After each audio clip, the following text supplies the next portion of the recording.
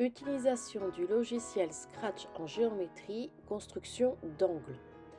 Dans cette vidéo, nous allons travailler la notion d'angle avec le logiciel Scratch. La construction d'un angle va demander une réflexion approfondie. Comme les autres vidéos traitant de Scratch, dont les liens sont mis en description de cette vidéo, nous travaillerons avec la version disponible en ligne. Mon objectif sera de construire un triangle équilatéral. Pour cela, je vais devoir faire appel à mes connaissances sur les triangles. Les angles d'un triangle équilatéral sont tous égaux à 60 degrés. J'ouvre donc le Scratch disponible en ligne. Comme je sais que chaque programme doit commencer par un événement, je vais sur l'onglet Événements et je choisis la commande qui commencera mon programme. Par exemple, quand la barre espace est pressée. Afin que mon lutin soit toujours visible, je vais positionner mon lutin à un endroit précis sur ma feuille. Je vais donc dans Mouvement et je sélectionne Aller à X0, Y0. C'est-à-dire que si mon lutin est à un autre endroit sur ma feuille, en cliquant sur la barre espace, il reviendra systématiquement au centre de ma feuille. Avec le logiciel disponible en ligne, je dois faire une action pour faire apparaître le crayon. Avec Scratch 2, c'est en accès direct dans le script Crayon. Je descends ma souris tout en bas du menu sur la gauche et je clique sur le petit icône. Je clique sur Stylo et dans la colonne des scripts apparaît l'onglet Stylo avec toutes les commandes qui lui sont associées. Comme souvent un programme est exécuté plusieurs fois, je sélectionne la fonction Effacer tout, ce qui fait qu'à chaque fois que je relancerai mon programme, le triangle qui aura été formé s'effacera. Puis je mets le stylo en position d'écriture pour que le déplacement de mon lutin soit visible.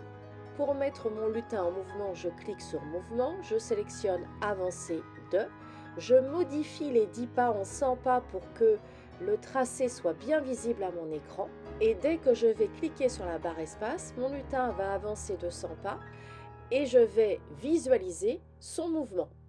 Maintenant, mon lutin doit tourner pour faire le deuxième côté. Il va donc falloir comprendre ce que le lutin doit faire.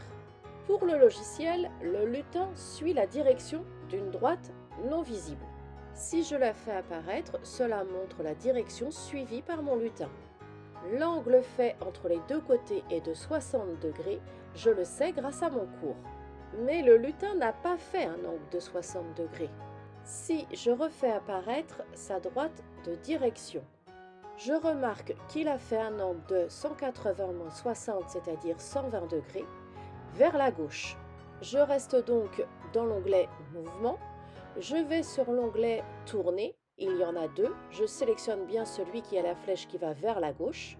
Je fais glisser l'onglet dans mon programme et je modifie la mesure de l'angle en mettant 120 degrés. Puis je fais réavancer mon lutin de 100 pas pour construire le deuxième côté.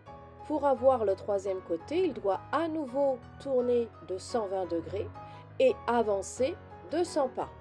Quand j'appuie sur la barre espace, mon triangle équilatéral se forme. Si toutefois mon programme possède un autre script pour faire une autre figure, il faut que mon lutin se déplace sans laisser de traces. Donc je vais dans Stylo et je sélectionne Relever le stylo. Ainsi, ces déplacements ne seront plus visibles. Je remarque aussi qu'à chaque fois que je clique sur la barre espace, mon triangle équilatéral se dessine à un autre endroit sur ma feuille. Pour obtenir la même figure dans le même sens au même endroit, je dois rajouter une instruction à mon lutin.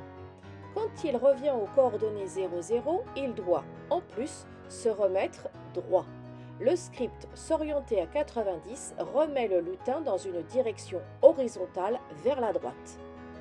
Je vais donc dans Mouvement, je sélectionne S'orienter à 90 et je l'insère entre la bulle Aller à et Effacer tout.